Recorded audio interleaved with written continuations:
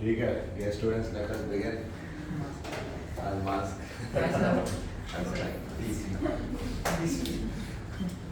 So, we are going to do chemical kinetics, ठीक है? And chemical kinetics जब word आप सुनते हो तो आपके दिमाग में क्या आता है? Chemical and kinetics, right? तो kinetics का मतलब क्या होता है? मूवमेंट मतलब स्पीड से रिलेटेड कुछ, हाँ, रेट से रिलेटेड कुछ, और केमिकल मींस केमिकल रिएक्शंस के अंदर. So that means chemical kinetics जब भी पढ़ेंगे तो हमारे दिमाग में आएगा in a chemical reaction speed कितनी है, कुछ ऐसा कुछ है ना, कितनी स्पीड से प्रोडक्ट बन रहा है, किससे, रिएक्टेंट से. सो केमिकल काइनेटिक्स जो चैप्टर है उसमें दो चीजें इंपॉर्टेंट है. क्या? How fast reactants are converted into क्या, कन्वर्टेड इनटू प्रोडक्ट्स. और दूसरी क्या चीज इंपॉर्टेंट, यानी कि इसका क्या मतलब हुआ, how fast reactants are converted to product, मतलब रेट ऑफ रिएक्शन, है ना. रेट ऑफ रिएक्शन से ये चैप्टर को मतलब है. क्या इस चैप्टर को इक्विलिब्रियम से मतलब है? नहीं. वो किस चैप्टर को मतलब था? Equilibrium chapter. क्या इस चैप्टर को फिजिबिलिटी से मतलब है? किसको मतलब था? थर्मोडायनेमिक्स. फिजिबिलिटी से उसको मतलब था, है ना. यहाँ पे इसको कोई मतलब नहीं इन सब चीजों से. इसको मतलब है भाई अगर स्लो है रिएक्शन तो फास्ट कर दी जाए. कैसे कर सकते हैं? कैटलिस्ट वगैरह डाल के.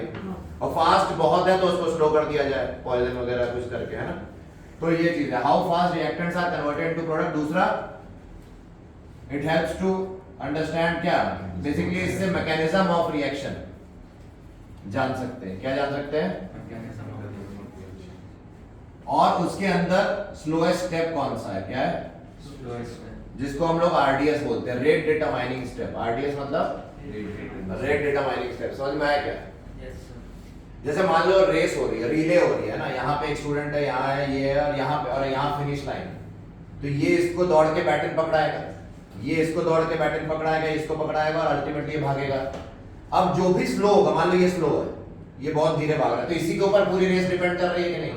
यानी कि पूरी रेट जो है रिएक्शन की वो स्लोएस्ट स्टेप पे ही डिपेंड कर रही है. इसलिए रेट लॉ आगे बढ़ेंगे. रेट जो है रिएक्शन का, उसमें स्लोएस्ट स्टेप काफी इंपॉर्टेंट है, और उसी को रेट डिटरमाइनिंग स्टेप कहा जाता है. कि वो उसके कारण रेट पे फर्क ज्यादा पड़ रहा है तो वही रेट डिटरमाइन करेगा. ठीक है, समझ में आया? ठीक है, तो ये नोट कर लो. केमिकल काइनेटिक्स का एक बेसिक इंट्रोडक्शन है, इसमें कुछ नहीं. अब शॉर्ट में जल्दी जल्दी नोट कर लो जाओ.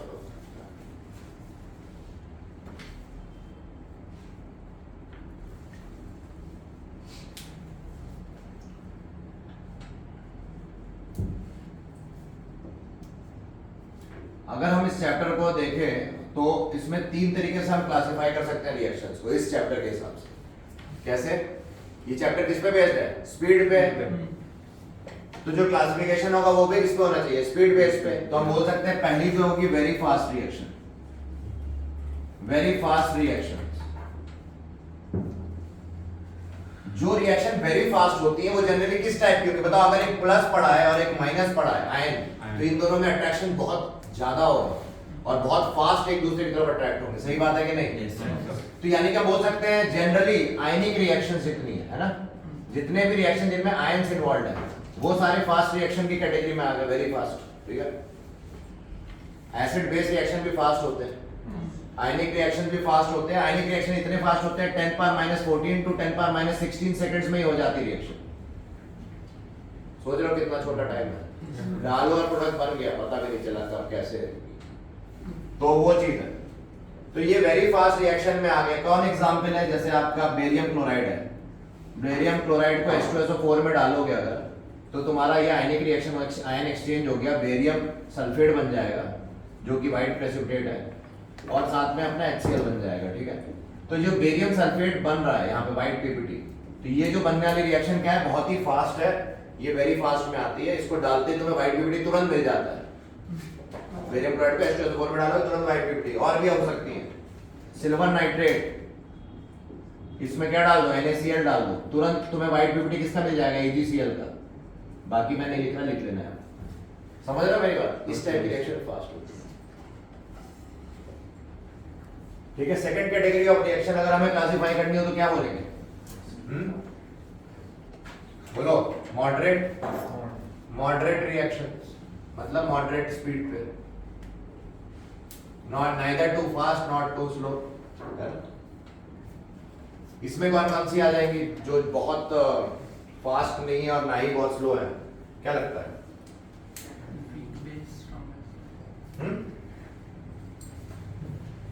चलो इसको मॉडरेट इक्वेशन को हम छोड़ते हैं अभी, पहले थर्ड पे आ जाओ, वेरी स्लो पे आ जाओ, है ना। मॉडरेट को अभी छोड़ दो, मैं लिख के रख देता हूँ एग्जांपल। मान लो N2O5 है, N2O4 और O2 में टूट रहा है, ठीक है, बैलेंस वगैरह कर लेना। तो ये जो रिएक्शन है ये मॉडरेट में आ गई, मतलब क्या हुआ, क्या इसकी स्टडी आसान है या मुश्किल है? जैसे इसकी स्टडी काइनेटिक्स की मुश्किल है, भाई पता ही नहीं कितने जल्दी हो गया, हम कैसे स्टडी करें और पढ़ाने, मतलब हमें इसकी इतनी आइडिया नहीं लग रही कि कैसे ये हुआ, स्पीड से इतनी फास्ट हो रहा है। इसकी काइनेटिक्स स्टडी करना मुश्किल, इसकी काइनेटिक्स स्टडी करना पॉसिबल है। और अच्छी बात क्या है, ये और ये जनरली मॉडरेट रिएक्शन जो होते हैं, मॉडरेटली स्पीड से जो होती है, वो मॉलिक्यूलर रिएक्शन जितने भी होते हैं जनरली वो सब क्या होते हैं, मॉडरेटली फेज होते हैं जनरली, हमेशा नहीं, ज्यादातर ये मॉलिक्यूलर रिएक्शंस में होती है। और दूसरा, इनकी स्पीड स्टडी, इनको इजी टू स्टडी, क्या बोलेंगे, क्यों? क्योंकि इनकी स्पीड हम बढ़ा भी सकते हैं और घटा भी सकते हैं, यानी कि केमिकल काइनेटिक्स जितना भी ये चैप्टर हम पढ़ रहे हैं, ये इन रिएक्शंस के लिए ज्यादा एप्लीकेबल है। काइनेटिक्स चैप्टर किसके लिए ज्यादा एप्लीकेबल है, मॉडरेट। वेरी स्लो में आ जाओ, वेरी स्लो को भी डिफिकल्ट टू स्टडी है ना, क्यों? एक दिन नहीं महीने लग जाते हैं। H2 प्लस O2,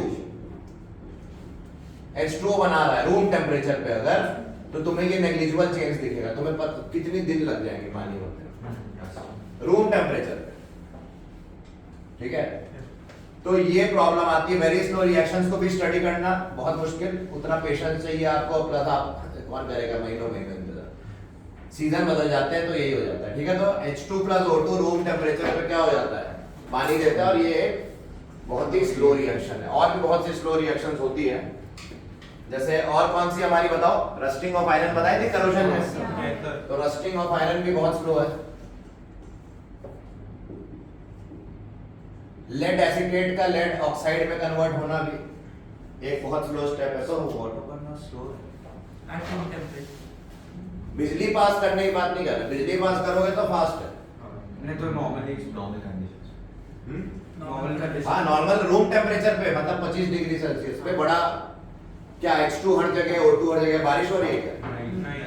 नहीं ना, तो ये बारिश नहीं होगी इतनी जल्दी, क्योंकि ये बहुत ही स्लो हो रहा है, तो इसलिए इसको नोटिसेबल इतनी आसानी से नोटिस नहीं होता। ये एटमॉस्फेरिक कंडीशंस में ही होता है, जहाँ पे एटमॉस्फेयर में आप देखते हो सीजन वीजन बदलते हैं, तो वहां पे ये सब काम चालू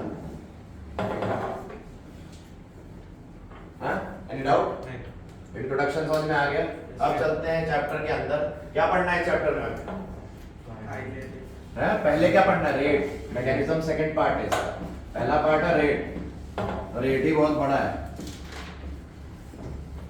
रेट ऑफ रिएक्शन देखो, बताओ मार्केट गए, मार्केट जाते हो तुम और तुमसे वो बोले कि भाई, आपने पूछा भाई प्याज कितने रुपए किलो, तो क्या बोलता है वो, 20 रुपया पर केजी बोलता है, या बोलता है भाई आपने पूछा प्याज कितने, बोलता है 20 रुपया, ऐसे बोलता है, या बोलता है 20 रुपया पर केजी, मतलब something upon something he says, right. यानी कि जो भी रेट होता है किसी भी चीज का, ये पक्की बात है वो समथिंग अपॉन समथिंग होगा रेट का, है ना। और रेट जो है क्या हो गया, समझ में आया? और रेट क्या नेगेटिव, वो बोलता है -20 रुपीज पर केजी या +20 rupees per KG, +20 rupees per KG, क्योंकि रेट कभी भी नेगेटिव नहीं हो सकता। तो हम बोलेंगे क्या, इससे पता चला always positive, rate can never be negative, rate is always positive. ये बहुत इंपॉर्टेंट चीज, ठीक है। अब केमिस्ट्री में क्या इसका यूज है देखते हैं। तो केमिस्ट्री में कोई भी रेट ऑफ कोई भी केमिकल रिएक्शन, मान लो X से Y बन रहा है, इस रिएक्शन के लिए मुझे रेट ऑफ रिएक्शन मतलब रेट लिखना है, तो मैं क्या बोलूंगा, change in concentration of reactants upon change in time, या time taken for the change, है ना, फॉर चेंज। मतलब क्या हुआ, चेंज क्या हो गया, चेंज कैसे लिखते हो केमिस्ट्री में या फिजिक्स में, डेल्टा लिखते हो या डी लगाते हो, डेल्टा एक्स लिखोगे तो लार्ज चेंज या सिग्निफिकेंट चेंज, डीएक्स मतलब स्मॉल चेंज, तो दोनों चेंज हो सकते हैं। तो बेस्ड ऑन दोनों type of changes, rate of reaction को दो फर्दर टाइप में क्लासिफाई किया गया, या तो एवरेज चेंज होगा या यानी कि एवरेज रेट ऑफ रिएक्शन हो सकती है या instantaneous rate of reaction. Physics में आपने पढ़ा एवरेज वेलोसिटी इंस्टेंटेनियस वेलोसिटी, वैसे यहाँ पे एवरेज रेट है। एवरेज रेट को कैसे लिखोगे? Delta x upon delta t। Bracket square bracket मालूम है क्या होता है? कंसंट्रेशन है ना, मोल per litre, molarity. Molarity square bracket में जो भी लिख रहा हूं मोलारिटी, मोल्स पर लीटर या मोल्स पर डेसीमीटर क्यूब। और इंस्टेंटेनियस रेट में क्या कर रहे हो? फॉर लॉन्ग इंटरवल है या शॉर्ट इंटरवल? शॉर्ट इंटरवल होता है इंस्टेंटेनियस, तो डेल्टा t है टेंड्स टू 0, लिमिट लगा दिया तुमने। जब लिमिट लगाते हो तो इसकी वैल्यू क्या हो जाती है? dx/dt मैथ्स में, है ना। तो हमें याद रखना है एवरेज रेट को ऐसे लिखना है, इंस्टेंटेनियस को dx/dt लिखना है। नोट कर लो। बैकवर्ड रिएक्शन लिए तो रेट नेगेटिव नहीं होगा? नहीं, इट्स नॉट रिवर्सिबल ना, रिवर्सिबल नहीं है ना ये। नहीं रिवर्सिबल तो हम बात ही अभी नहीं कर रहे हैं। रिवर्सिबल के लिए तो इक्विलिब्रियम है अपना। तुम बैकवर्ड रिएक्शन हो रही है अगर, तो उसको भी तुम इसी तरह से देखोगे, उसकी तरफ जाके पॉजिटिव इन दैट हाँ, उस in positive in that direction देखोगे, ठीक है। उसको ब्रेकअप कर लेना ना दो पार्ट में, ठीक है वो, लेकिन यहाँ पे एनकाउंटर नहीं करोगे तुम। फिर उसके लिए लॉ ऑफ मास एक्शन वगैरह भी है, हमने पढ़ाया हुआ है।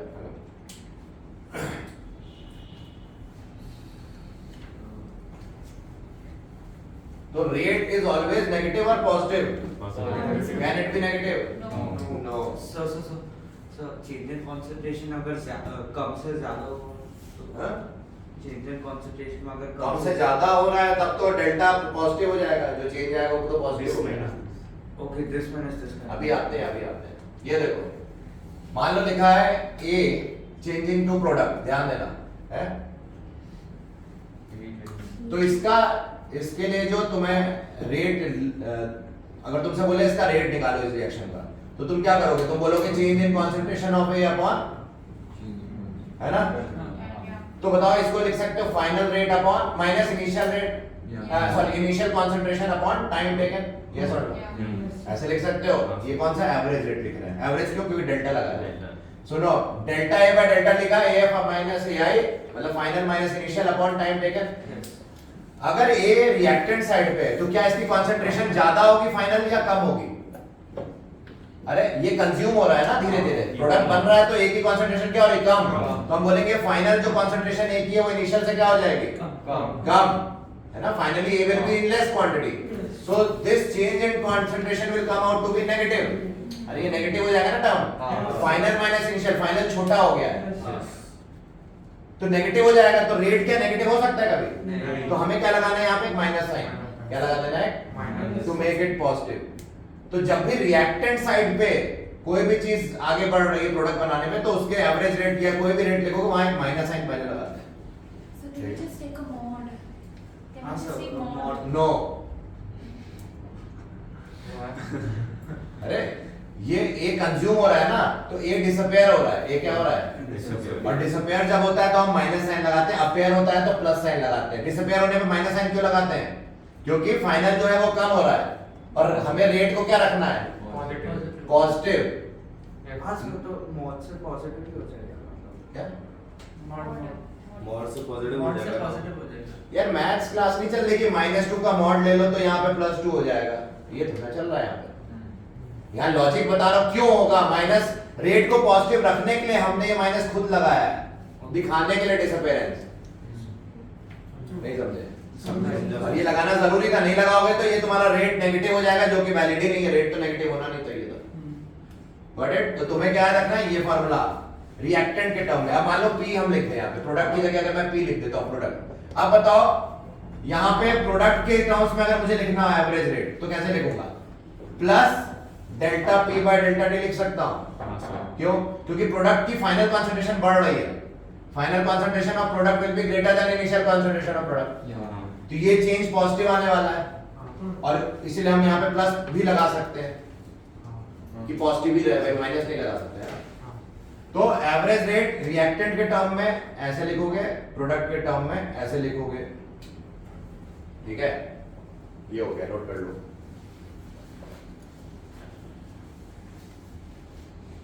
इजी है।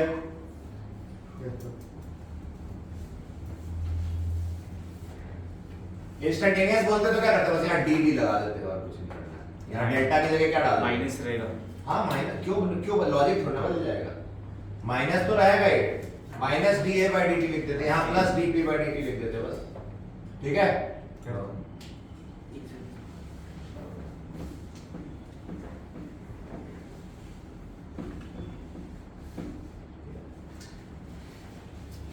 सर यहाँ पे पी प्रोडक्ट है क्या, ये रिएक्टेंट है?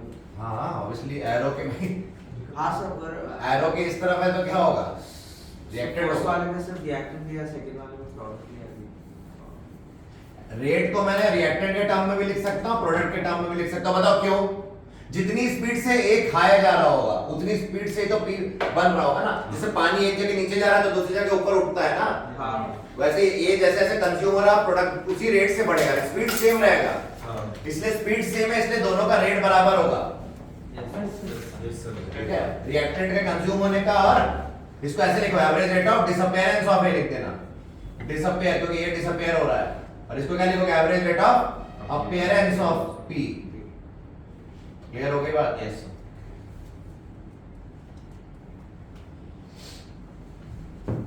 तो मान लो अब हम इसी को और इलैबोरेट करते हैं, A moles of A plus B moles of B gives C mole of C and D mole of D, ठीक है। हमारी ये एग्जांपल लेते हैं। इसमें बताओ क्या होगा, rate of disappearance of A कैसे लिखोगे, rate of disappearance of A, R मतलब rate of disappearance of A, मैंने शॉर्ट में लिख दिया टाइम बचाने के लिए। तो ये, और मान लो एवरेज A लिख दे मतलब एवरेज रेट, क्या बोला हमने, हमें लिखना है average rate of disappearance of a. कैसे लिखेंगे, यहाँ पे कैसे लिखा था minus delta a by delta t, यहाँ पे भी कैसे लिखेंगे माइनस डेल्टा ए बाय क्या, बट यहाँ पे जो स्टोइचियोमेट्रिक कोफिशिएंट है उसको भी यहाँ 1 बाय ए करके लिख देते। क्या बोला, जो यहाँ पे कोफिशिएंट होता है एबीसीडी क्या है, स्टोइचियोमेट्रिक कोफिशिएंट, मोल्स आप लोग बोल देते हो पर उसको बोलते हैं स्टोइचियोमेट्रिक कोफिशिएंट। तो A जो है वो रेसिप्रोकेट हो जाता है, जो भी मोल होता है वो रेसिप्रोकल बन जाता है वहां पे, ठीक है। उसी तरह एवरेज रेट ऑफ क्या, डिसअपीयरेंस ऑफ क्या, B, क्या हो जाएगा minus 1 by B delta B by delta T, हाँ या ना बोलो। Average rate of appearance of C क्या हो जाएगा plus 1 by C delta C by, क्योंकि प्लस क्यों आ गया, क्योंकि अब ये बन रहा है, ये इनकी क्वांटिटी बढ़ेगी, तो समझ में आ रहा है। And average rate of appearance of D भी आप इसी तरह लिख दोगे, plus 1 by D delta D by delta T. तो क्या हम बोल सकते हैं चारों रेट्स बराबर होंगे, है ना। तो हम बोल सकते हैं this equals to this equal to this equal to this. हो सकता है न्यूमेरिकल में तुमको इसका डेटा दिया और पूछे इसका, तो इन दोनों को इक्वेट कर देना, समझ रहे हो। इसका डेटा दिया पूछा इसका, इन दोनों को इक्वेट कर देना इजीली। तो न्यूमेरिकल ऐसे आते, तो हम बोल सकते हैं क्या, minus 1 upon A delta A upon delta T should be equal to minus 1 by B delta B upon delta T should be equal to plus 1 by C delta C upon delta T is equal to plus 1 by D delta D upon delta T. तो ये हमारा differential form जैसा दिख रहा है, पर इसको हम बोल सकते हैं ये हमने कुछ नहीं किया, हमने बोला रेट्स हैं। किसके रेट्स हैं, रिएक्शन के नहीं। जो तुम बोलो रेट ऑफ डिसअपीयरेंस या अपीयरेंस, ये सब क्या है, रेट ऑफ रिएक्शन ही तो है।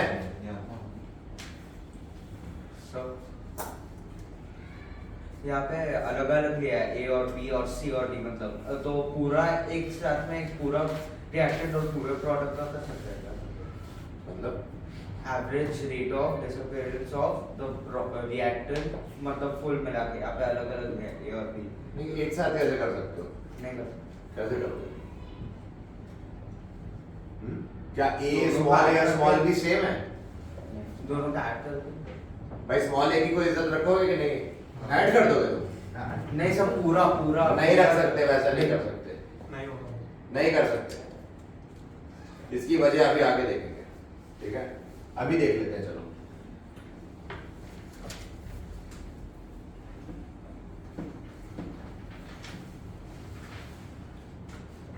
मान लो 2H2O2 है ना, ये डिकम्पोज हो रहा है किसमें, 2H2O और O2 में। है?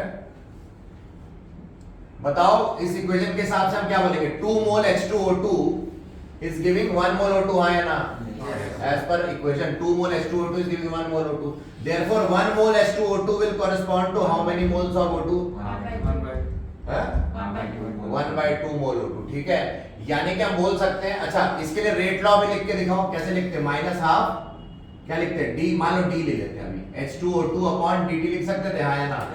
Is equal to plus 1 by 2, वो छोड़ो, ऑक्सीजन मैं सीधा इन दोनों को ले रहा हूँ, ठीक है? इसके बारे में नहीं लिख रहा हूँ, इन दोनों को लिख रहा हूँ। इक्वल टू क्या लिख सकते थे? प्लस DO2 by dt लिख सकता हूँ, है ना? Yes, sir.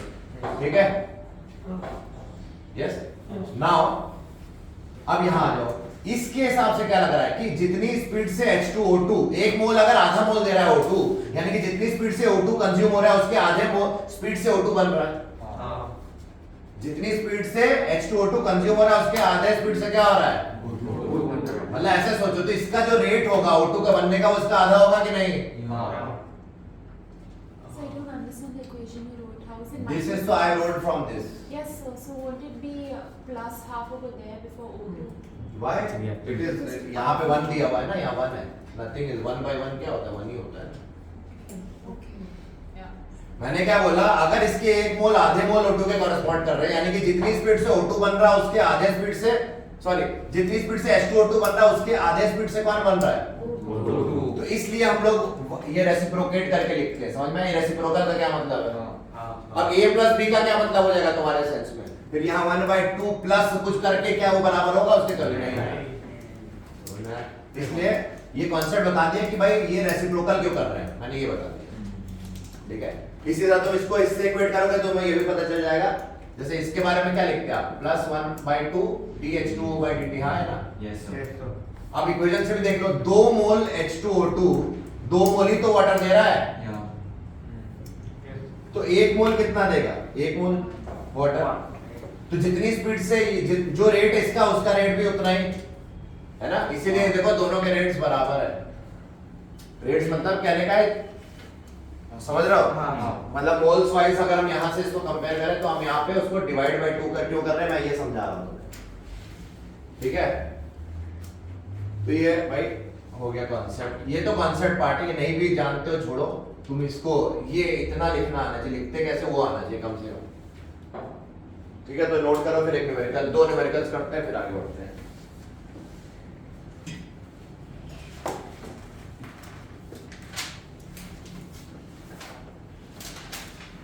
है ना?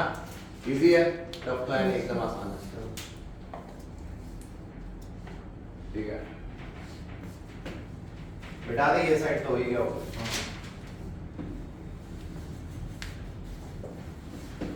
अब आ जाओ इस पे, क्या नाम है, क्वेश्चन पे आते हैं, है ना? क्वेश्चन पे आते हैं। क्या है क्वेश्चन? देखते हैं।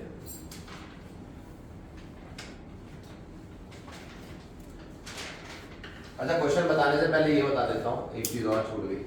तो बताओ, अगर हम देखें यहाँ पे ग्राफ कॉन्सेंट्रेशन वर्सेस टाइम का, तो रिएक्टेंट की कॉन्सेंट्रेशन कैसा होगा? कम हो रही है विद टाइम, यानी कि ये रिएक्टेंट्स का ग्राफ, और प्रोडक्ट की कॉन्सेंट्रेशन बढ़ रही है ना? तो ये ग्राफ जनरली आपने देखा होगा, दिखते हैं।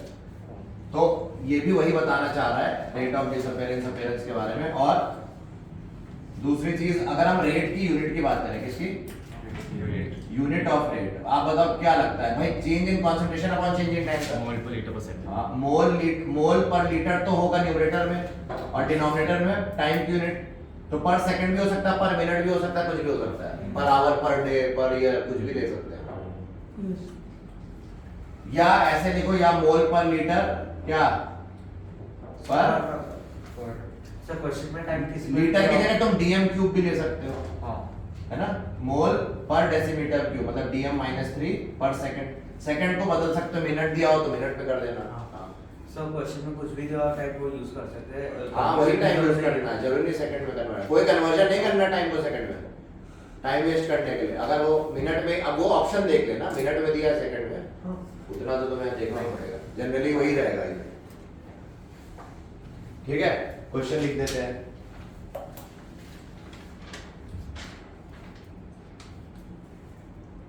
क्वेश्चन है इन अ रिएक्शन, पहले तो इजी वाला question, in a reaction the concentration of A reactant, बोल रहे कोई रिएक्टेंट है, concentration of reactant A changes from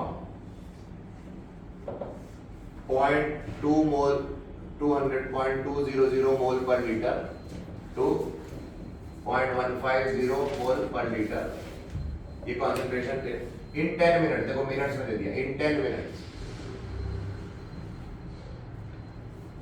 what is the average rate, पूछा है एवरेज रेट, इंस्टेंटेनियस नहीं पूछा, तो आप डेल्टा लोगे, what is the average rate of this reaction during this interval, of reaction during this interval, मतलब 10 minute के अंदर अंदर, बता दो, बहुत आसान है, बेकार सा क्वेश्चन है, बताओ ए रिएक्टेंट है प्रोडक्ट, रिएक्टेंट मान लो नहीं दिया होता रिएक्टेंट, अब क्या है, अभी भी रिएक्टेंट है, बोलो क्यों हो रहा है, क्योंकि कम हो रही है कॉन्सेंट्रेशन, ये कॉन्सेंट्रेशन टू इससे कम हो रही है, मतलब कंज्यूम कौन होता है, रिएक्टेंट, ये पक्का है कि ये तो ए प्रोडक्ट बना रहा होगा, ए इज द रिएक्टेंट, तो रेट कैसे लिखते हैं ए का, माइनस डी, एवरेज है ना, तो delta a by delta D लिख देंगे कि नहीं, माइनस लगेगा कि नहीं, हाँ लगेगा, डेल्टा टी कितना दिया, 10 मिनट, बोला इन दिस टाइम इंटरवल, मतलब 10 माइनस 0, जब से स्टार्ट हुई थी 0 पे, है ना, तो यहाँ पे क्या होगा, माइनस ए फाइनल, ऐसे लिख सकता हूँ, minus of A final minus A initial, yes upon क्या 10 मिनट्स, यहाँ पुट कर दो वैल्यू, ए फाइनल कितनी दी है 0.150, ये फाइनल वैल्यू, यस तो minus of 0.150 minus 0.200 initial value upon 10 minute, ये मोल पर लीटर पर मिनट आएगी, है ना, तो जो भी आंसर आएगा देख लो, वो आ जाएगा 0.00, माइनस ये भी नेगेटिव आएगा, नेगेटिव आएगा, देखो अपने आप प्लस आ गया आंसर, 0.005 क्योंकि रेट को पॉजिटिव ही आना है, 0.005 मोल पर लीटर मोलर लिख दो, या मोल पर लीटर, कब का कैपिटल एम भी लिख सकते हो, पर मिनट, मोलरिटी पर मिनट भी तो लिख सकते हैं, यस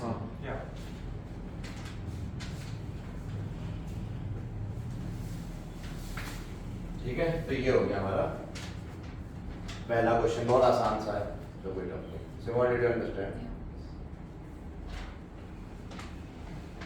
Next,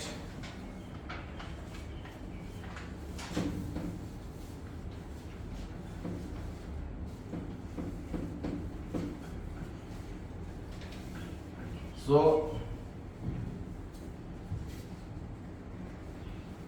एक और क्वेश्चन ले सकते हैं, तो question is decomposition of N2O5, मान लो N2O5 है और ये N2O4 नहीं NO2 और हाफ O2 में जा रहा है, 2 NO2 एंड हाफ O2, ये रिएक्शन गिवन है, बोल रहे हैं if during a certain time interval, इन्होंने टाइम इंटरवल नहीं बताई, क्या बोला, टाइम इंटरवल नहीं बताई, बट बोल रहे हैं उसी टाइम इंटरवल में, if during a certain time interval, कोई तो इन्होंने फिक्स कर दी delta t, the rate of decomposition मतलब डिसअपियरेंस हो गया ऑफ N2O5, क्योंकि डिकम्पोज जो होता है वही डिसअपियर होगा, is 1.8 into 10 power minus 3 mole per litre पर मिनट दे रखी है unit, what will be the rates of formation of NO2 and O2 during the same interval,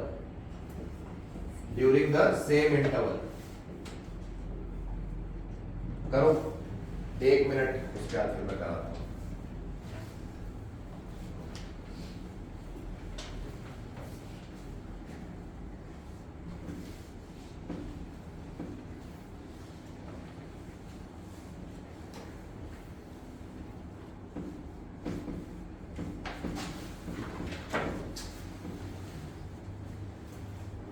चलो हाँ, पहले तो रेट वो बताओ, रेट एक्सप्रेशन कैसे लिखेंगे इसका, वो वाला, इसको कैसे लिखोगे, माइनस, क्या कुछ एवरेज या इंस्टेंटेनियस दे रखा है, नहीं, तो हम इंस्टेंटेनियस मान लेते हैं, तो हम लिखेंगे minus D of N2O5 upon क्या dt इज इक्वल टू क्या, plus 1/2 D of O2 upon dt is equal to 1/4 plus 2 d of O2 by dt, हाँ या ना बोलो, यहाँ तक अग्री करते हो? यस सर क्योंकि 1/1/2 हाँ तो 2 तो 2 ऊपर हो गया, ठीक है?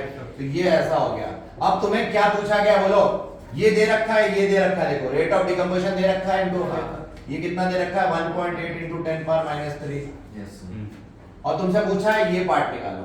तो ट्वाइस और हाँ, और ये पार्ट निकालने को बोला है, तो इसको एक बार इससे इक्वेट कर देना तो 2 times of this, मतलब 3.6 into इसका आंसर पहले वाले का part, rate of formation of NO2 क्या हो जाएगा 3.6 into Then raised to power minus 3. -3 और इसका 0.9 आ जाएगा डिवाइड बाय 2 करके। अरे ये 1.8 है तो 2 नीचे जाएगा ना इसके, हाँ? समझा कि नहीं क्या हो गया? समझा। ठीक है, एक बार इसको इससे इक्वेट करो, 2 इधर भेजने का तो 2 into 1.8 into ये 3.6, और उससे करोगे तो उधर से 2 नीचे भेजोगे, इससे डिवाइड हो जाएगा तो 0.9 आ जाएगा। इजी। यस सर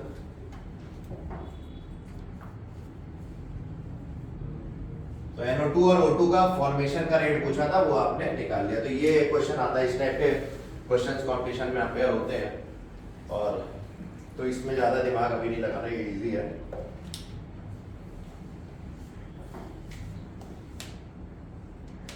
अब हम देखेंगे factors affecting rate of reaction. Factors affecting क्या?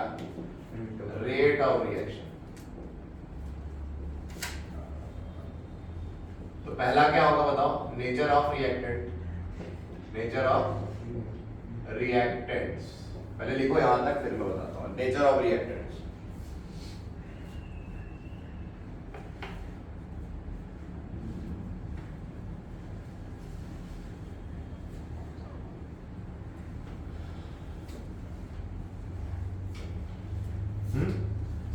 अब बताओ नेचर ऑफ रिएक्टेंट पे देखो कैसे डिपेंड कर रही है। मान लो 2NO gives NO 2NO plus O2 gives 2NO2, balance balance देख लेना, और 2CO plus O2 gives 2CO2। ये रिएक्शन पाई गई है स्लो, और ये क्या पाई गई है फास्ट। तो कौन सी रेट, किस रिएक्शन का रेट ज्यादा है? ऊपर वाली का, क्योंकि उसको फास्ट रिएक्शन है। क्यों ऐसा हुआ? ये डिपेंड कर रहा है नेचर ऑफ रिएक्टेंट्स पे, क्योंकि ये जो रिएक्टेंट्स हैं इनकी बॉन्ड एनर्जी, हो सकता है इस बॉन्ड को तोड़ने में या फॉर्मेशन के समय बॉन्ड एनर्जी, जैसे मान लो अगर ज्यादा लग रही तो बॉन्ड तोड़ना मुश्किल ना, तो रिएक्टेंट के अंदर अगर बॉन्ड एनर्जी ज्यादा लग रही है बॉन्ड तोड़ने के लिए, तो ऑब्वियसली रेट स्लो हो जाएगा। तो वही बॉन्ड एनर्जी से लेना देना है, यानी कि बॉन्ड फॉर्मेशन या बॉन्ड डिसोसिएशन के समय जो एनर्जी एक्सचेंज है उस पर रिलेटेड है, ठीक है? Nature of reactants clear?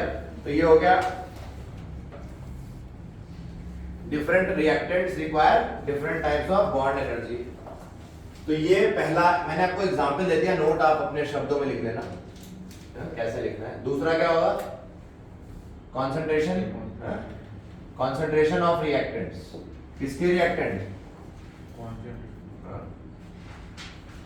Concentration of reactants कैसे डिपेंड करेगा बताओ? मान लो तुमने इनिशियली इसकी कंसंट्रेशन ज्यादा ली, किसकी? रिएक्टेंट की, तो क्या होगा? फास्टर हो जाएगा ना भाई, क्योंकि उसको क्या मिल जाएगा? More molecules will be available for collision, है ना? कोलिजन ज्यादा फास्ट हो सकता है क्योंकि मॉलिक्यूल ज्यादा अवेलेबल है, प्रोबेबिलिटी बढ़ जाएगी। तो हम बोलेंगे rate is of reaction is directly proportional to concentration of reactants.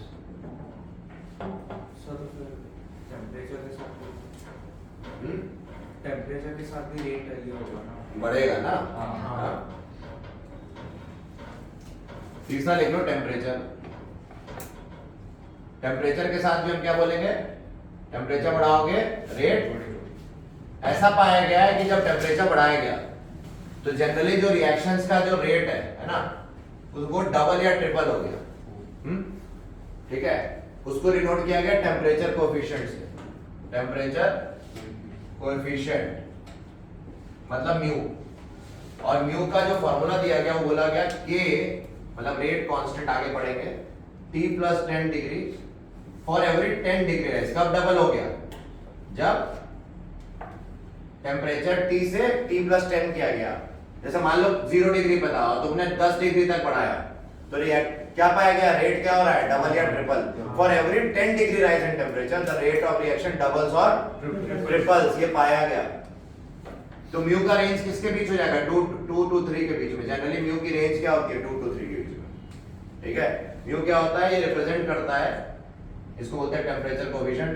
के क्या है यहाँ पे, रेट कांस्टेंट, आगे पढ़ेंगे, ये लिख के रख लो अभी। The temperature depends on whether it's endothermic or exothermic. और इक्विलिब्रियम पे नहीं है ना, इक्विलिब्रियम में पढ़ा था ना कि एंडोथर्मिक है तो फॉरवर्ड डायरेक्शन में जाएगी इन द टाइप, है ना, और उसमें एक्सोथर्मिक है तो रिवर्स हो जाएगी, ये सब देखा था। वो तो इक्विलिब्रियम का पार्ट है, ये केमिकल काइनेटिक्स। क्योंकि यहाँ हम लोग टेम्परेचर बढ़ाएंगे तो क्या देखा गया है भाई, प्रोडक्ट बनना है हमें इक्विलिब्रियम नहीं मेंटेन करनी, हमें चाहिए प्रोडक्ट बनना चाहिए, हमें प्रोडक्ट से मतलब है, इक्विलिब्रियम से मतलब ही नहीं है ना। तो प्रोडक्ट कितनी तेजी से बनेगा वो पाया गया, रेट जो है बनने का प्रोडक्ट का वो डबल या ट्रिपल हो रहा है for every 10 degree rise in temperature. So won't it depend on the stability of product?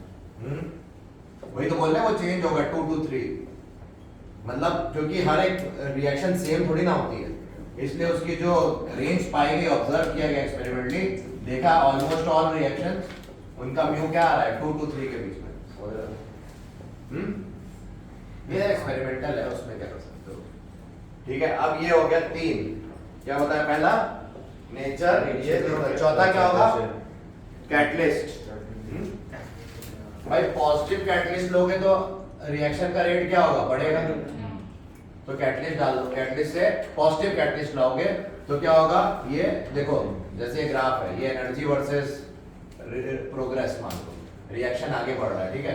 मान लो रिएक्टेंट से प्रोडक्ट पहले बना, यहाँ रिएक्टेंट है, ध्यान दो, यहाँ रिएक्टेंट, यहाँ क्या है प्रोडक्ट। अब तुमने जब कैटलिस्ट डाला तो ऐसे ये हो गया था, नया ग्राफ, यानी कि जल्दी बन गया कि नहीं प्रोडक्ट, हाँ बस यही हो रहा है विद कैटलिस्ट विदाउट कैटलिस्ट, जब कैटलिस्ट नहीं था और जब कैटलिस्ट था। ये क्या है एनर्जी, और ये जो यहाँ से अभी आगे पढ़ेंगे, यहाँ से लेकर यहाँ तक की दूरी को एक्टिवेशन एनर्जी कहते हैं। तो यहाँ से ले अभी एक्टिवेशन एनर्जी बेसिकली कैटलिस्ट ने क्या किया, कम करा कि नहीं, तो कैटलिस्ट जो है वो एक्टिवेशन एनर्जी कम कर देगा, टेम्परेचर भी यही करेगा, एक्टिवेशन एनर्जी कम कर देगा, ठीक है। तो यही चीज होगी basically, catalyst lowers the activation energy, provides an alternate pathway, पढ़ा होगा बुक्स में, it provides an alternate pathway, वो यही है, by lowering the activation energy without taking part in the net reaction, Yeah. but individual reaction में ले सकता है, but मैकेनिज्म के समय पर बाहर नेट में नहीं अपेयर होता है, नेट पे गायब हो जाता है।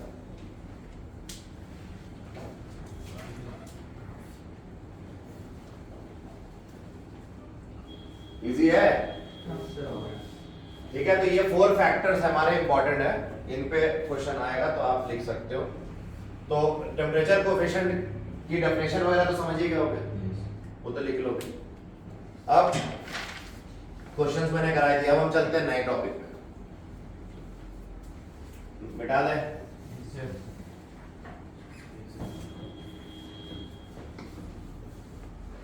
क्या हो गया, टाइम बताओ। हाँ 3 बजे 12:23 22. ठीक है। Second. No please now see, अब हम नया टॉपिक पढ़ेंगे, रेट लॉ। क्या पढ़ेंगे, रेट लॉ, ठीक है। रेट लॉ क्या कहता है कि अगर कोई रिएक्शन है, A moles of A plus B mole of B gives C mole of C plus, तो rate of the reaction is found to be proportional to A to the power X, B to the power Y। ये मत सुनना A to the power A और B to the power B, हाँ experiment, law of mass action नहीं चल रहा है, ये क्या है, रेट लॉ है। वो इक्विलिब्रियम पे लॉ ऑफ मास एक्शन हम लोग उसमें पढ़े थे, है। यहाँ पे क्या है, ये रेट लॉ है। रेट लॉ हमारे सिलेबस में क्या बोला गया कि reactant to the power x and reactant only to the power y का प्रोडक्ट होता है। यहाँ x और y जो है वो क्या यही है रेट लॉ, और x और y को क्या बोलते हैं, x can be equal to a या x may not be equal to a। ये एक्सपेरिमेंटली क्या है, प्योरली एक्सपेरिमेंटल। ये हम रिएक्शन देख के प्रेडिक्ट नहीं कर सकते। क्या बोला?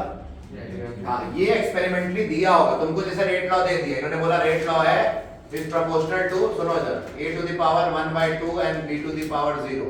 तो x की वैल्यू क्या बोलोगे? 1/2। y की वैल्यू क्या है?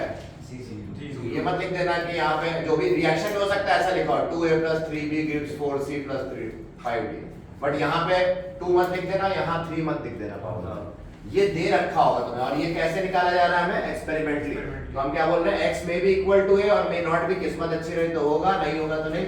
y may be equal to b या y may not be equal to b। Sir x वो लोग देंगे, x और y देंगे। वही तो बोल रहा है, रेट लॉ दे देंगे तो तुम्हें x तो दे ही दिया, y दे दिया। x और y को क्या बोलते हैं? x को बोलते हैं क्या? Order with respect to a, और x किसका ऑर्डर है? a का, और y किसका है? तो ऑर्डर कुछ नहीं, एक पावर होती है बस, कंसंट्रेशन टर्म के ऊपर जो लगाई जाती है। और x + y क्या बोलेंगे? Order of reaction. क्या बोलेंगे? इसको हम n से डिनोट कर देते हैं, चलो small n, order of reaction. ठीक है, n = x + y, है ना? तो ओवरऑल ऑर्डर ऑफ रिएक्शन पूछे तो x + y कर देंगे। बताओ यहाँ ओवरऑल ऑर्डर ऑफ रिएक्शन क्या होती है? 1/2। भाई 1/2 + 0 करते हैं ना इसमें, तो 1/2 ही आ गया ओवरऑल ऑर्डर n की वैल्यू, अगर वो पूछते तो। रेट लॉ एक्सप्रेशन देखना है अपने को, रिएक्शन नहीं देखनी, एक्सप्रेशन देखना है अपने को। वो क्या कह रहा है, एक्सप्रेशन में क्या पावर है, वही उसका ऑर्डर है। इसको और फर्दर सॉल्व करते हैं, रुको लिखो, प्रोपोर्शनैलिटी हटाए कोई कांस्टेंट लगाओगे? इसको लिख दो ऐसे, तो इसको और क्या, और कैसे लिख सकते हो? तो व्हाट इज k है? k is called rate constant. क्या बोलेंगे? So the same. वो इक्विलिब्रियम कांस्टेंट नहीं है, ये रेट कांस्टेंट है। Okay, It's the same as the one in temperature you are taking. Yes, जो टेम्परेचर वाले फॉर्मूले कहते हैं ना, टेम्परेचर कोएफिशिएंट, वहां पे रेट कांस्टेंट। k बढ़ेगा तो रेट, अरे बढ़ेगा। It's a constant. It depends on order of reaction. देखेंगे अभी इसकी जो यूनिट है ना, अभी यूनिट भी इसकी फिक्स नहीं है, it has no fixed unit. Unit of k depends on order of reaction on n value, n मतलब ऑर्डर ऑफ रिएक्शन, याद रखना। ठीक है, तो ये बहुत इंपॉर्टेंट है। इसको बोलते हैं, इसको क्या बोलते हैं? रेट लॉ एक्सप्रेशन, है ना, या रेट इक्वेशन। तो please remember this is rate equation या रेट लॉ एक्सप्रेशन। ये इस पे आपको क्वेश्चन बहुत ढेर सारे आते हैं। अगर मेरे को लिखना हो डिफरेंशियल रेट लॉ, तो मैं कैसे लिखता? Differential rate law expression, differential rate law. अगर मुझे लिखना है इसी रिएक्शन के लिए, तो मैं लिखूंगा -dr/dt is equal to k into a power x into b power y, है ना? ठीक है, तो ये क्या दिखा रहा है भाई? कौन डिसअपेयर हो रहा है? रिएक्टेंट। तो रेट ऑफ रिएक्शन जो है, rate of disappearance of reactant है। क्या है? Rate of disappearance of reactant obviously rate of reaction के बराबर है ना? तो ये डिफरेंशियल फॉर्म हो गया किसी भी रेट ऑफ रिएक्शन को लिखने का।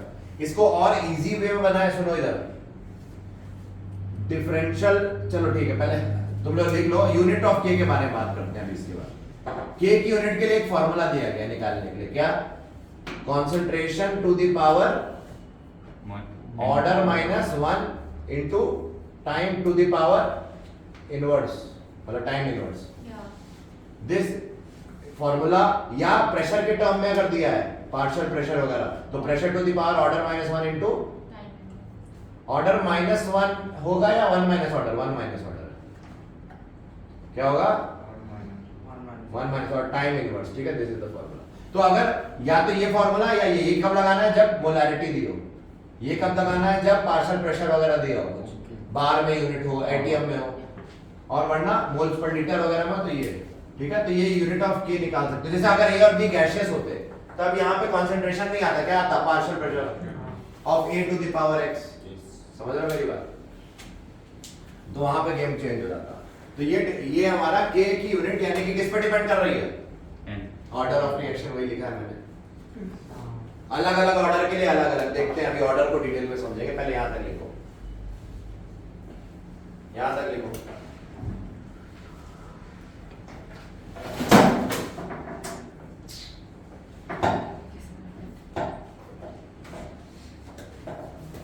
तो रिएक्शन देख के रेट लॉ बताया जा सकता है कि नहीं? जल्दी बोलो। नहीं बताया जा सकता।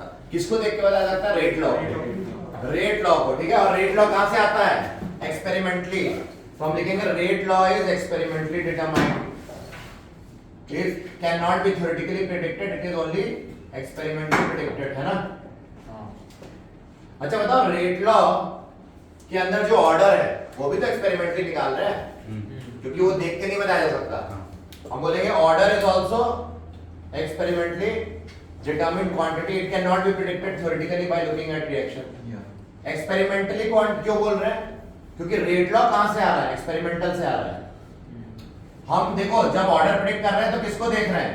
रेट लॉ को देख रहे हैं ना। क्यों? क्योंकि ऑर्डर एक्सपेरिमेंटल है। क्यों बोल रहे हैं ऑर्डर एक्सपेरिमेंटल? क्योंकि रेट लॉ भी एक्सपेरिमेंटली आ रहा है, रिएक्शन देख के हम नहीं बता रहे थे, ये तो एक्सपेरिमेंट से आ रहा था ना। तो ऑर्डर भी एक्सपेरिमेंट से निकाला जा सकता है। हाँ, किस्मत अच्छी रही तो ऑर्डर बराबर आ जाएगा उसके स्टोइकोमेट्रिक कोएफिशिएंट के, ये किस्मत अच्छी रही तो। प्योरली कोइंसिडेंटल है, ऑर्डर का स्टोइकोमेट्रिक कोएफिशिएंट के बराबर होना प्योरली कोइंसिडेंटल है ना। वो आता है ना सीरियल के पहले, it has no, it is purely coincidental, all characters are fictional. ठीक है, तो ये चीज हो गई। इजी है कि नहीं? Again you don't talk please, I told you it's order of reaction. क्या जीरो हो सकता है? हाँ, कोई भी होल नंबर 0 1 2 कुछ भी हो सकता है। ऑर्डर क्या फ्रैक्शनल हो सकता है? हाँ, फ्रैक्शनल भी हो सकता है, 1/2 जैसे लिखा था ना। ऑर्डर क्या नेगेटिव हो सकता है? नहीं हो सकता। नहीं चलो पता करो, ऑर्डर नेगेटिव हो सकते हैं। एक और बता देता हूँ, सूडो ऑर्डर भी होते हैं, वो आगे देखेंगे। नेगेटिव हो सकता है कि नहीं ये बता दो। एक्सपेरिमेंट में कुछ नेगेटिव कैसे आ सकता है? तुम देखो, तुम्हें पता करना है, होमवर्क है तुम्हारा, पता करो भाई। ऑर्डर एक्सपेरिमेंटली डिटरमाइंड है ना। ऑर्डर कोई वो थोड़ी ना कंसंट्रेशन, उसकी पावर कुछ भी आ सकती है। तो पता करो क्या नेगेटिव आ सकती है कि नहीं, क्योंकि ओवरऑल ऑर्डर पॉजिटिव आएगी या नेगेटिव, ये तुम पता करो, ठीक है? Yeah, it can be, but this doesn't mean the rate has to be negative. हाँ, तो you find out, that's what I have given you. नहीं आया तो मैं बताता हूँ, है ना? नहीं आया तो मैं बता दूंगा। चलो मिटा दें। यहाँ तक समझ में आ गया? क्या फ्रैक्शन हो सकती है? सूडो हो सकती है। सूडो मतलब फॉल्स। सूडो मतलब कि अपेयर हो रही थी, मान लो सेकंड ऑर्डर, क्या अपेयर हो रहा था? दिखने में लग रहा था सेकंड ऑर्डर होनी चाहिए, हो क्या गई फर्स्ट ऑर्डर, तो वो सूडो हो गया, मतलब हमें फॉल्स वो दे रहा है आइडिया। ठीक है, मिटा दें। तो रेट लॉ एक्सप्रेशन तुम्हें समझ में आ गया है, डिफरेंशियल रेट लॉ भी एक आइडिया लग गया है। अब हमें ऑर्डर को और डिटेल में समझेंगे। ऑर्डर के ऊपर हम चलते हैं। तो पहले हम के की यूनिट डिटरमाइन करेंगे। यूनिट ऑफ के in terms of concentration and unit of के इनके टेबल प्लॉट करने आ रहे हैं। यहाँ पे हम लिखने आ रहे हैं ऑर्डर। यूनिट ऑफ के इन टर्म्स ऑफ क्या, बोलो, प्रेशर। अब सुनना, मान लो प्रेशर की यूनिट हमने एटीएम ले रखी है, ऑर्डर 0 है। ऑर्डर 0, इस फॉर्मूले में ऑर्डर 0 डालो, n की वैल्यू 0 डालो। ऑर्डर मतलब क्या होता है? तो 1 - 0 1, मतलब मोल्स पर लीटर ही रहा, पर सेकंड मान लगा लो टाइम सेकंड में। तो यहाँ पे क्या आएगा? मोल पर लीटर पर सेकंड। तो जीरो ऑर्डर रिएक्शन के लिए के की यूनिट क्या आ गई? समझ में आया कैसे है? मैंने इस फॉर्मूले कंसंट्रेशन क्या होता है? मोल पर लीटर, टाइम सेकंड ले लिया।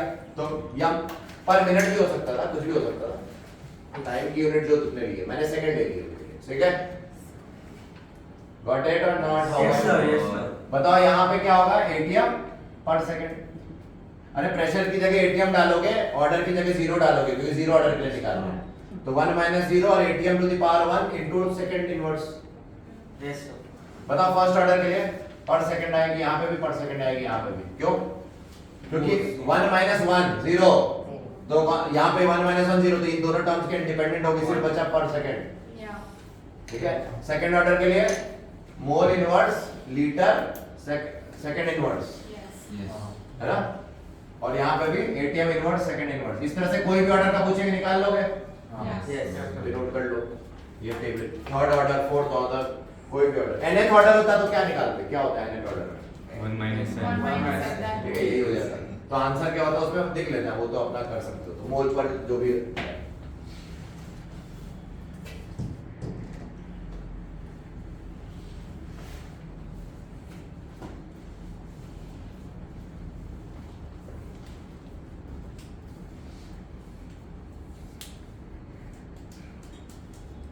ठीक है, कोई डाउट इसमें पूछना चाहते हो पूछ सकते हो।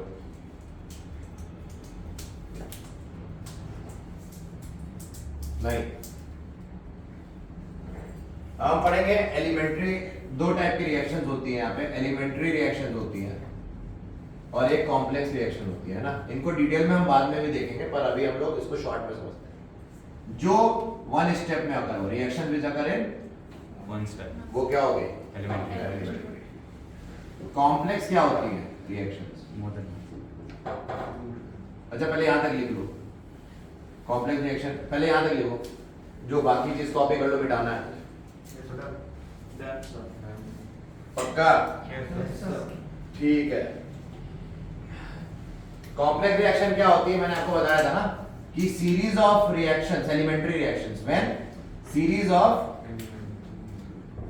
Elementary reactions give the product. Elementary reactions जिसको हम क्या बोलते हैं? Series, sequence of elementary reaction को हम क्या बोलते हैं? मैकेनिज्म बोलते हैं ना। अरे ए से बी बना, बी से सी बना, सी से, ये सीरीज हो रही है ना, सीक्वेंस चल रहा है अपना। Of elementary reaction gives us, when series of elementary reaction gives us the product. तो हम बोलेंगे इस टाइप की रिएक्शन को क्या है? कॉम्प्लेक्स, यानी कि जो मल्टीपल स्टेप्स में आकर कर रही है, जिनके मैकेनिज्म वगैरह स्टडी कर रहे हैं, वो क्या है? Complex reaction.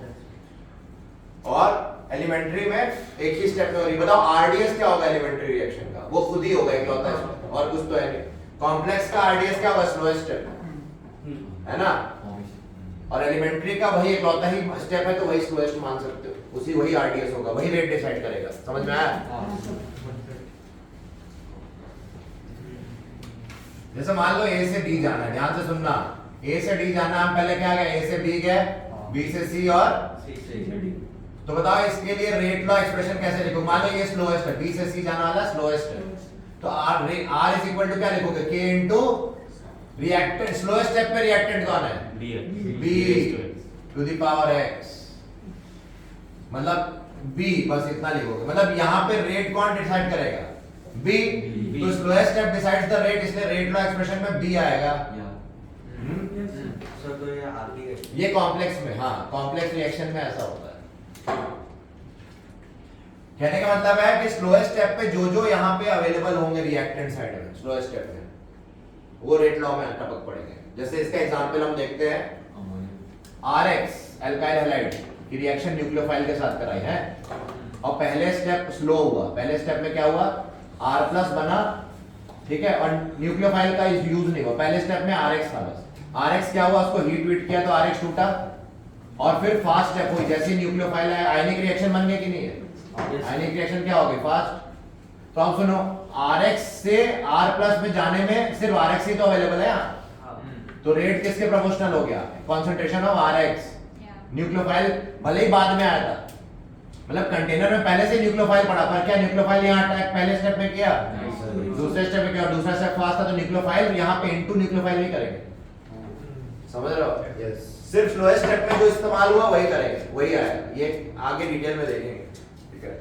अभी जस्ट एक आइडिया लो भाई, ऑर्डर जो होता है क्या होता है? एलिमेंट्री स्टेप मतलब सिंगल स्टेप में जो हो जाए रिएक्शन, और कॉम्प्लेक्स मतलब सीक्वेंस ऑफ एलिमेंट्री स्टेप्स, बस इतना याद रखना है। तो ये मिटाने जा रहा है।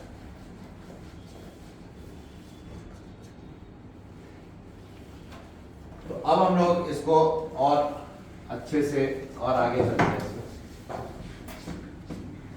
ऑर्डर के बारे में कोई डाउट है किसी को?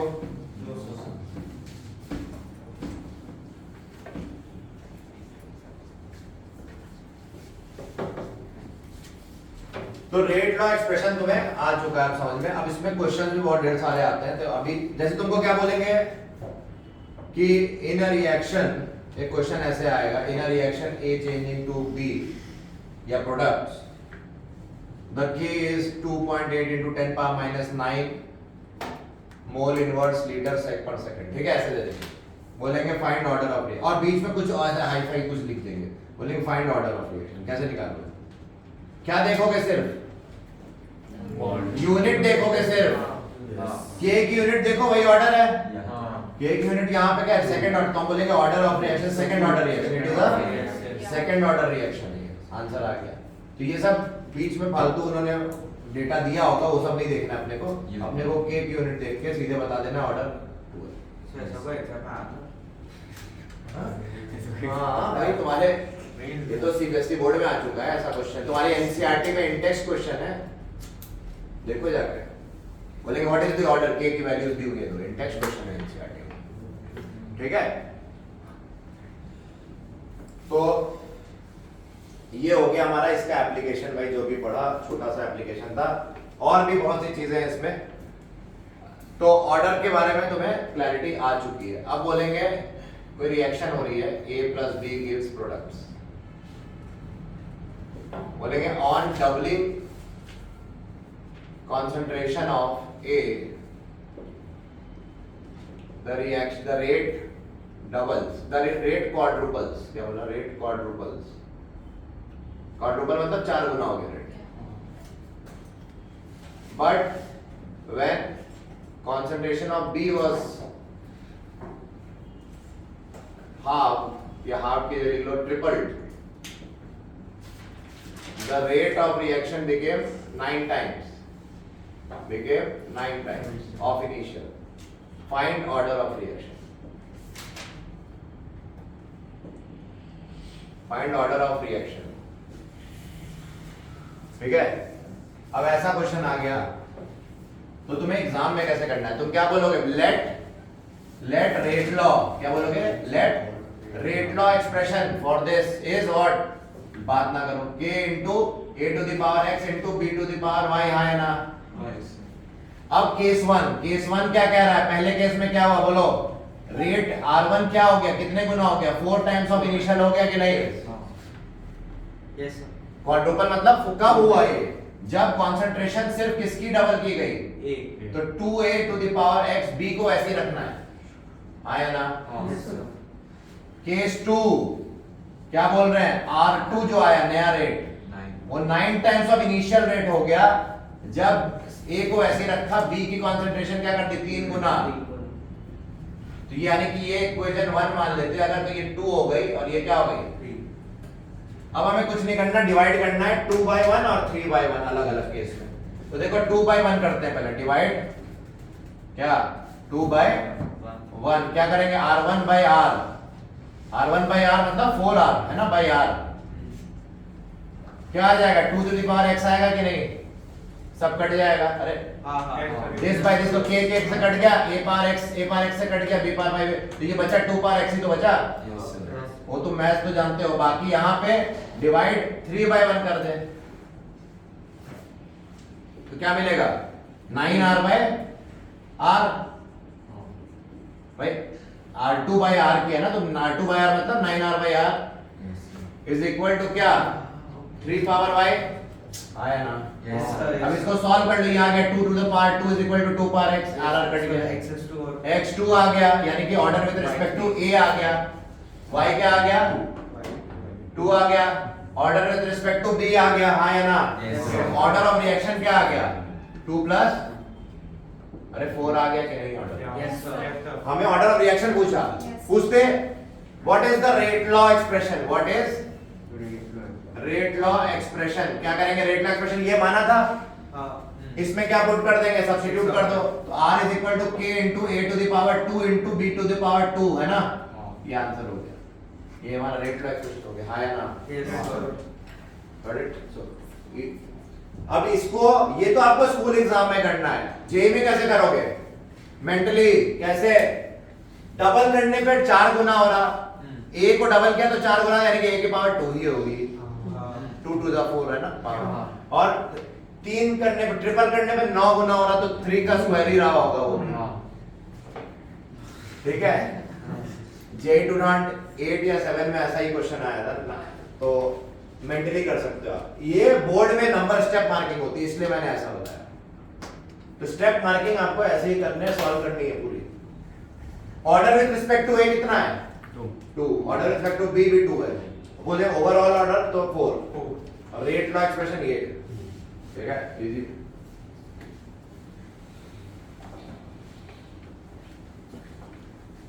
बोलते नो चेंज इन रेट, ए को बढ़ाया नो चेंज इन रेट, तो आर बाय आर ही होता डिवाइड होकर उस साइड, तो 0 ऑर्डर हो जाता है। वो नो चेंज हो रहा मतलब 0 ऑर्डर हो जाता है विद रिस्पेक्ट टू ए। ठीक है, कितना लोगे टाइम बताओ?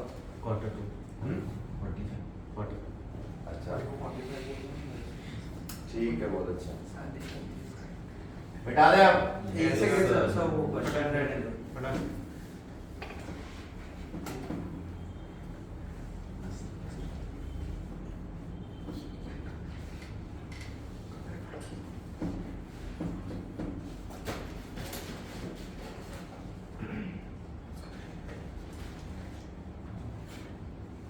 हाँ बोलो।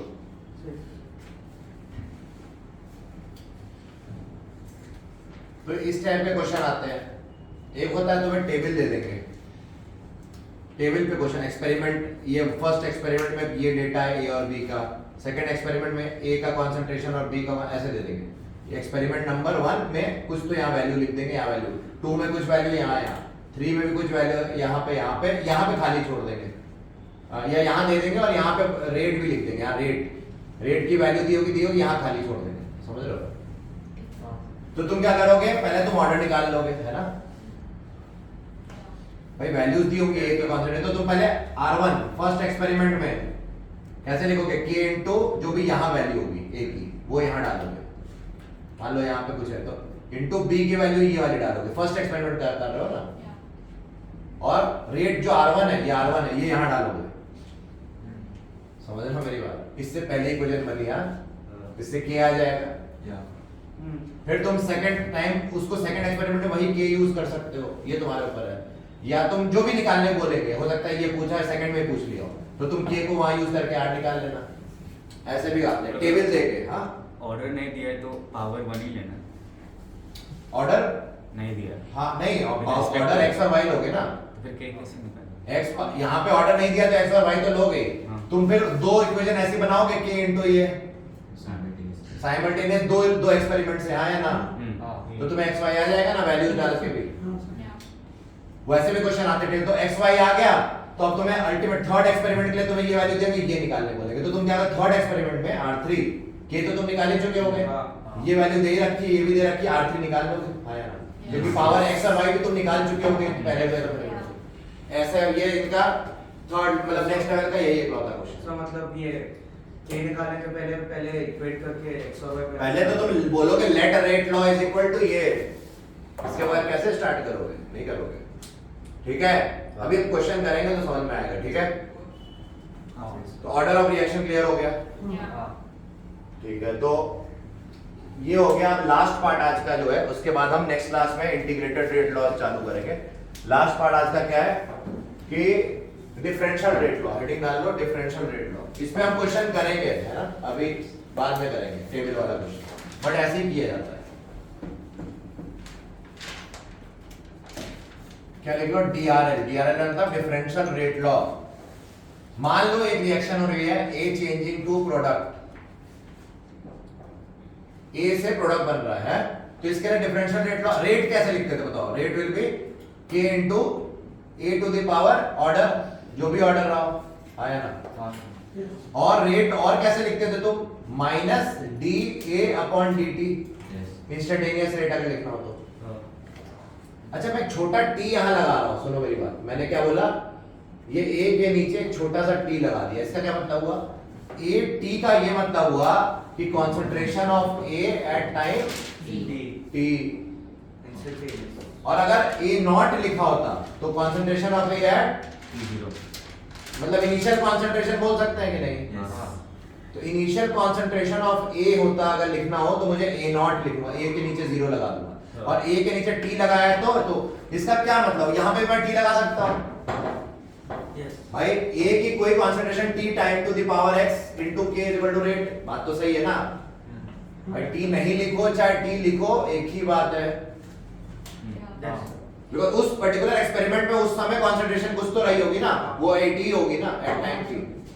तो T बदलता रह सकता है, वो अलग बात। तो यहाँ पे ये रेट है, ये भी रेट है, तो इन दोनों को अगर मैं इक्वेट करूं तो मैं कैसे लिख सकता हूँ? Minus DAT upon DT should be equal to K into AT to the power x है?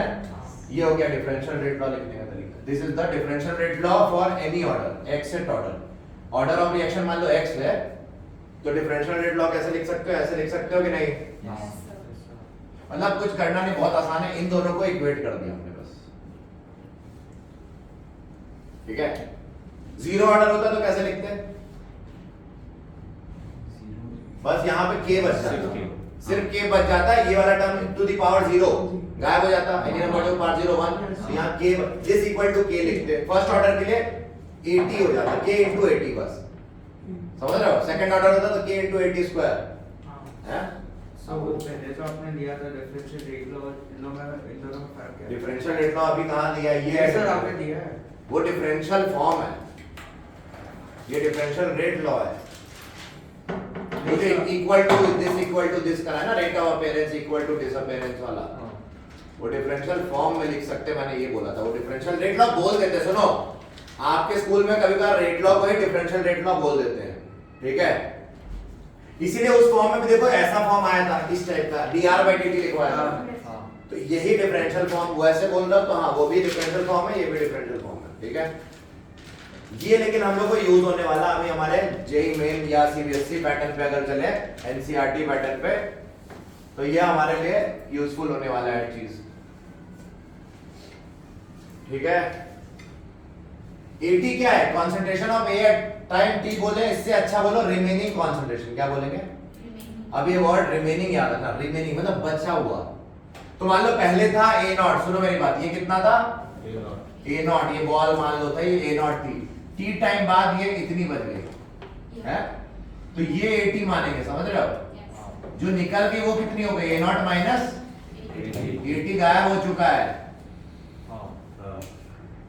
ठीक है? बोलेंगे द सैंपल डिकम्पोज्ड बाय 20, मतलब ए नॉट माइनस 80 दे रखा है, डिकम्पोज टू 20 मतलब 80 दे रखा है, समझ रहे हो अंतर, डिफरेंस? ये ऐसे न्यूमेरिकल में ट्रैक करना होगा, आगे देखेंगे न्यूमेरिकल, ठीक है?